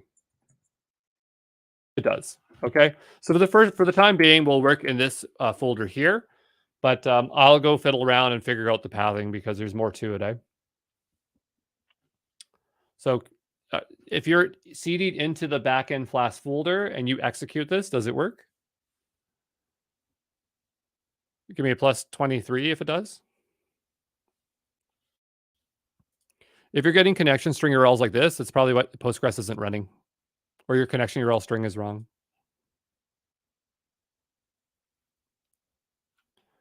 Okay, so we got some plus 23s. Apologies for this being a bit messy. Okay, so we have that. Now, later down the road, we are going to want some way to toggle between our local mode and our production mode. And so what we can do is introduce an if-else statement. Definitely for schema, we'll need to do that. We probably don't need to create or drop the database, but for schema load, we do. So we need a way to do that. If we go to ChatGPT, we can just go ask quickly. I'll just say in here, how do I do, or I want to say if statement for bash script matching prod. Okay. And so this is all I'm looking for is something that looks like this. I just don't feel like looking it up. I do something slightly different where I have like a Z and it does something. I can't remember why, but I know this works. So I'm going to go ahead and grab this in here. So what we'll do here is go down below, paste this in. Promise you, we'll do some Postgres soon. And so the idea is that we need to feed in a value. And so what I really want to feed in here is an argument. And so usually arguments are like $0 and stuff like that. Before we do this, I'm just going to comment this out. I just want to show you something. I go up here and I do echo. We can do $0. And so if I go back up to the schema load, I'll give it a second value called prod. And it should print out that value here. Did it print it out? I thought it was dollar. What is it? We go here. Show echo argument 0 for bash. I could have swore that's what it was. It is dollar. Yeah, that's what I did. Just to make it more clear, I'm going to go here and put an echo arg first. Oh, right. Someone says use print. I mean, it shouldn't matter, but let's see what happens if we use print instead. Echo should work. It's a bit hard for me to see because I need to shrink this a bit. Once again, it's not printing our argument. It wouldn't be too hard, to be honest. We just be on Stack Overflow a bit. So what did we do for here to get it to work? I'm definitely use printf here. Let's try $1 or 0. I'm gonna put $1. Maybe it's $1. I thought it was $0. I'm just going to here so I can see what I'm doing. There's also like args and args-v, but we're not going to get into that right now. So we have this one here. If I take this one out, is it 1? Yeah, sorry. It's the $1 is the first parameter we're passing in. Okay. I apologize for that. But anyway, so if we do this is going to be $1. So instead of having for that if statement, we go back here, we can just put $1 in here instead. Okay. So I'll just type this out manually here.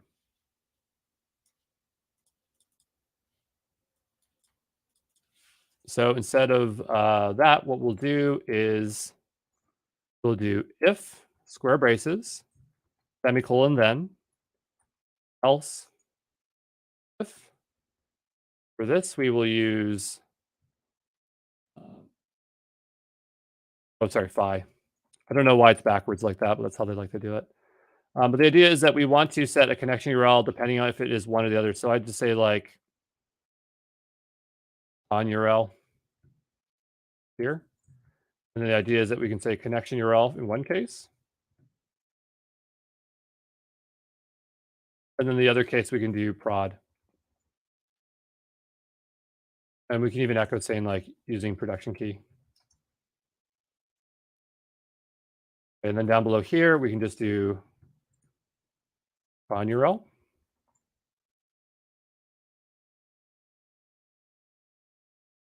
And then we will do this $0 equals prod. Okay. And again, you have it more or less in here, so you can grab it from here. Oh, I'm supposed to use $1. So we'll do $1. I keep wanting to do 0. Okay. So if we go here, I'm going to go ahead and run it and see what happens. Prod in here. And so it says that it is loading using production. Okay. So if you're able to, not closing here. Seems to be staying open on mine here. Why is it hanging? It should not be hanging like that. I guess I just called my URL. I'm gonna go grab some of my script here just to rule it out. Here, paste this in. I guess I used URL, which is actually nice and shorter. Oh, you know why? Because it's never going to connect to production. That's right. We're not running it. That's why it's not working. So if we left it out, then it would do that. Whenever you see something hanging, it's usually because of a connection issue. I just kind of forgot. So my question is like, or not my question, but if you do prod, do you see this printed out? And if you kill it, if you don't put it in, you don't see prod and it runs it. If you have this working for you, give me a +30. Hey, Andrew. Yep. I have to drop. Fun story. My dad decided to randomly buy a bicycle. Okay. And he's pedaling over. Okay. Fair enough. Fair enough.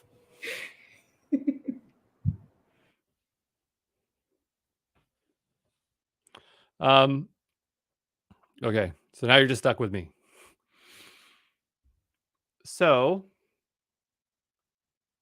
yeah, that's how we have that flippy part in there.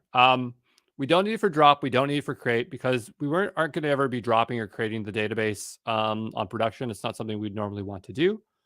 We have that there. One other thing that might be nice is to put in some coloring. So we have this stuff in. Right now, it's not an issue, but I would like to put it in so that it's a bit easier to see what we're doing. And so what I've been doing is I've been doing like double equals in the front here. And we'll put in some color codes because it's fun. So if we look it up, we can, I think I linked an article or a post for this, so I don't have to look it up.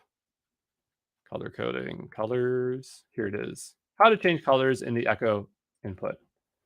So the way it works is that if you want to, oh, Stack Overflow is under maintenance now. So we can't even pull up this article. Great. Well, let me just explain it. The idea is that in Bash or in your terminal, there are special codes that you can use that will print out colors. And so, like this number 33, or sorry, 36, if we changed it to 35, it would be a different color. If we change this, it'd be something less. So we have one that starts a color, one that says stop using a color, and we can do this to kind of execute it out. So if you scroll down to the make prints nicer, we're going to copy this stuff here. Could ask ChatGPT. I just don't want to, because then we got to read it, and I don't know what it's going to spit out. So the idea is that we can go here and paste this in here, and we have to use printf for this to work. Um, but the idea is that we would just use this instead. Okay, so we just take this and make this a label here.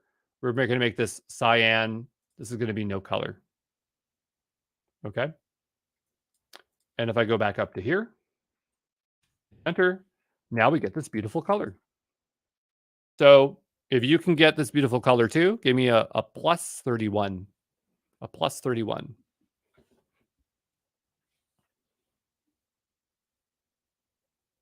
Great. Just waiting for a few more plus 31s in here. You might be looking for the code. I apologize. I don't know if there's ways for me to paste in anchors. I guess I can. Here's the anchor to it. I don't know why I haven't been doing this the entire time. That's exactly where the code is. Okay, so we're starting to get our scripts in place, and we're just going to keep making scripts. I'm sure we'll have scripts for other things. When we were doing the Docker week, James was talking about making scripts for Docker, and I ignored it because I felt like we would do bash scripting later. We might go back and make some nicer scripts for all of our stuff. So now we have a way of creating the database, dropping the database, loading the schema. We need to go ahead and create some tables. I don't think we're going to really get too much into table design because it's not too hard to do. But the idea is that we want to go in our schema, back into our schema file, which is here. And we're going to want to set up some tables. So we definitely want a users table and an activities table. I'm going to go back and take a look at what we wrote here. So here in our creator tables, these are the two tables we want to create. I'm going to grab the first one, paste it in. I'm going to grab the second one. Paste it in. Some interesting things here with these tables is I'm putting the word public in front of it. Postgres has this concept of schemas. Schema is a very generic word and used for different things, but a better way of thinking of this is instead of thinking of them as schemas, they're really namespaces. So the idea is that you can create different namespaces in Postgres, and you get one by default called public. So if I didn't put public here, they would automatically go into public. But I like to explicitly set them because when you are building out microservice applications, you want to have different domains for your app. And what we find that works really well is when you are starting out, you can be a monolith and then transition later down to having separate databases per domain. And this really works really well with using the schemas, namespaces within Postgres. And so it becomes a good habit to start using these schemas and learning them early on. We don't have to create the schema that already exists, but we'll just work within the public schema for now and add ones later on if we need it. Notice here that we enabled UUID, so we're able to specify this type as being UUID, and then we're generating out a version 4 UUID. There's different ones, 1, 2, and 3, and 4. Different numbers. Higher numbers aren't necessarily better. It's just that they do different things. So we're going to set a UUID, a display name, a handle, Cognito user ID. Cognito doesn't exactly have a user ID, but we're just calling it that so it's easy to read. And we have created that. If you use ChatGPT to generate this out, it probably will give you the wrong answer. So I was using it because I just didn't feel like looking up the commands constantly. And it was giving me MySQL here. And I went, oh, that's MySQL. I know that's wrong. So just realize you do have to look these things up. If you ever want to know how to do this stuff, you can go to PSQL, create database, and they have all the command information here. So they show you all the command stuff. Create database name. And then these are all the options that you can provide with it. And they probably have examples down below. So here we create a database. You can see other options. Okay. So yeah, schema is like the Excel file, tables, views are like the sheets. Exactly. So anyway, we have these two tables. And the way we knew what to fill in here was based on our open API. So in our open API here, we specified what our API was for these, right? We said what they're on there. And we also just double checked what they were in our backend application. So if we go into our mocked data under services,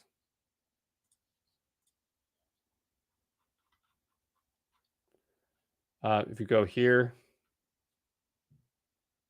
we can see exactly kind of what we're returning back in the structure. So we just got to make sure that's generally there. We don't have the replies in here yet. We'll get to that later.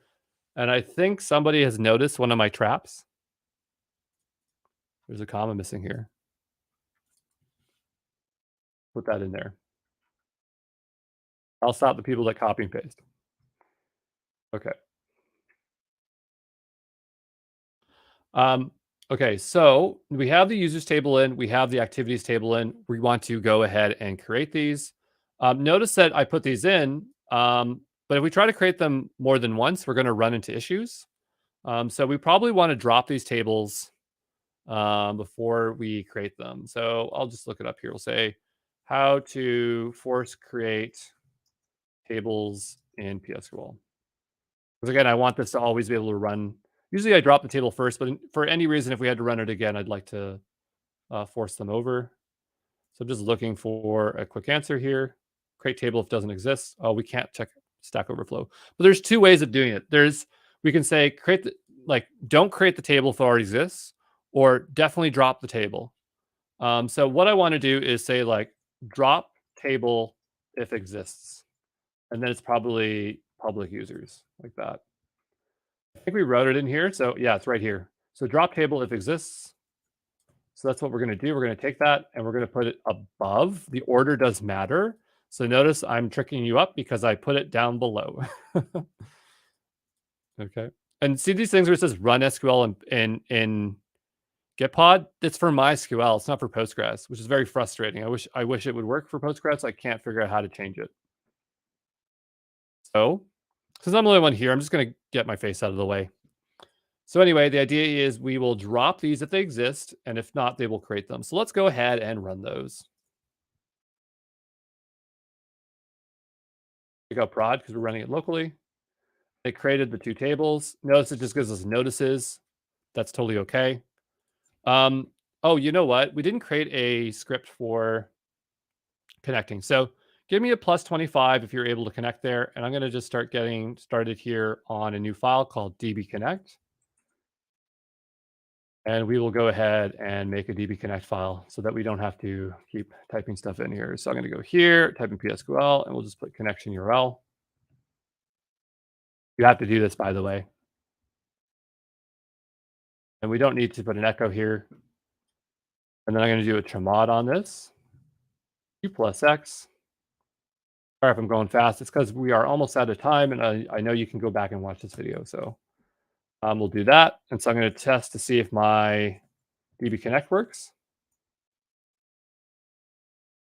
Missing the C. I'll hit enter. And so can I get a +30 if you were as quick as me to put together this dbconnect? This way that we can connect to it easily and quickly.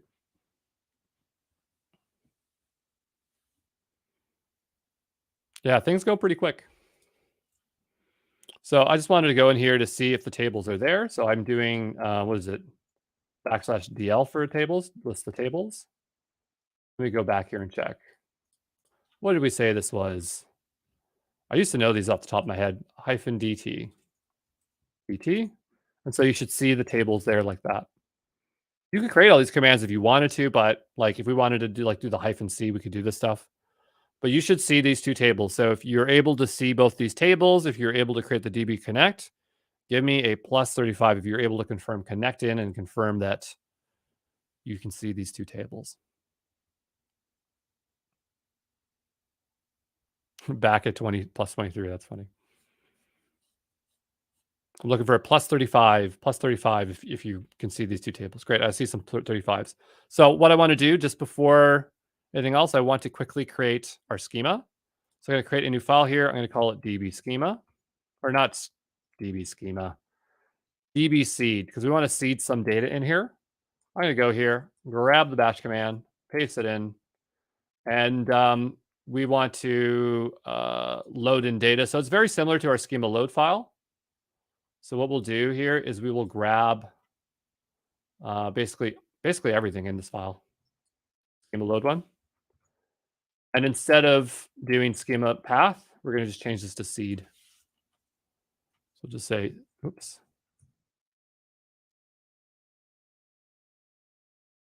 Seed path, seed path, seed path. Okay. And also change this to seed path. Sorry, seed. I don't know if we added these to our other scripts. I'm just going to grab this and replace it in these so that we have a prettier output here. Great. Do that really quick. If you want to have fun, you can make them all the rainbows of the colors. So when it prints out, it's all fun. db drop. But anyway, the point is that this file is the same as the schema file. It's just that we're loading seed instead. And I'll create a new file in here called seed.sql. And then in from here, I have some seed stuff. So somewhere there's seed data in here. Where is it? Did I not put it in this file here? The seed data? I didn't, but that's okay. We do still have it. It's just like over here. So I go in here into our backend Flask, into, oh, is that the wrong week? Week 4 here. Whoops. Week 4. And I go into backend Flask here, and I go into the DB directory. I have a seed file here, and we can import our seed data. So you can just copy and paste this in here. I mark this as manually created because at some point we might auto-generate this out. And so I have myself and Bako in here. So what we do is we insert those into the users. This will get replaced at some point. And then we are creating the public activities. Notice that we are setting this, the first one here. So if I'm back down here, I'm just going to type in clear. I think we have to chmod. I think I already might have chmoded that file, but I'll do it again just in case. In db seed. Now I will go here and run this and see if it inserts the data. I got an error. Does not exist. User UUID. So if we go back to our schema here, it's missing. So in here, we have to add in the user UUID. And then this would be UUID. My schema was wrong. I don't think we'd ever have an activity without a user. So I'm going to say not null on this. And then what we'll do is we'll go back up and we will go and we will run our schema. And then we can go back and seed our data, and we've seeded our data. Yeah, for that socket issue, that is not a simple thing to solve. It has nothing to do with like the stuff we're doing. It has to do with your connection. So it really depends. If you're using Gitpod or code spaces or local development, a socket issue can happen because it's not running. Like you don't have Postgres installed. The Postgres is installed, but it's not running. Wherever it's looking for the sockets is not in the right place. The client driver could be looking at the wrong place. The connection URL string could be wrong. So there's a lot of things to debug there. And so, I mean, again, I don't know if you're using Gitpod in this case, but if you're not, it could be a lot of things. And that's one reason why we try to stay in these environments. But you'll have to post it in the Discord and we'll try to help you out there. Okay. So if you are able to get the seed data and do that little speed run with me, give me a plus 50.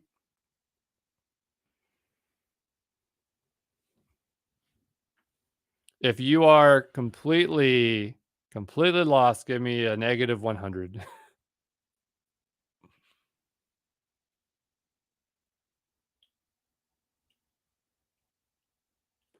So the thing is that when I set to do this out, I forgot that we needed a bash script. So we basically inserted into this week bash scripting.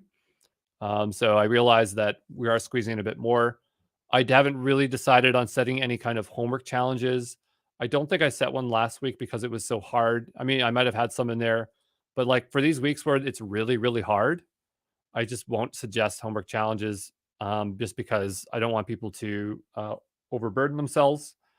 But we have a lot more to do. So there's going to be a lot of follow-up videos to this week because we have to write API endpoints. There's a thing where we have Cognito user and we have to tie that Cognito user ID back there. So we have to set up a custom Lambda function in Cognito. I didn't realize we had to do that. So that's an additional thing that we have to do. It's going to be a fun week. And then next week is going to be a really fun week as we do DynamoDB. So just do your best to keep pace with this week and don't stress out about homework challenges. I don't expect any homework challenges from anyone this week. If you do want to do them, that's good for you, but don't stress out. And let's just try to get the bulk of these API endpoints hooked up with data behind them. And after that, then things will kind of stabilize and it won't be too bad. So hopefully this was fun so far, even though we didn't do too much with Postgres. And I will see you in after class, after every class, which is right now. We go over to Discord and we set the stage and you can personally ask me questions and we can kind of catch up about last week and how did this class go and stuff like that. So I'll see you there. And thank you for coming out and just keep up with the bootcamp. Ciao.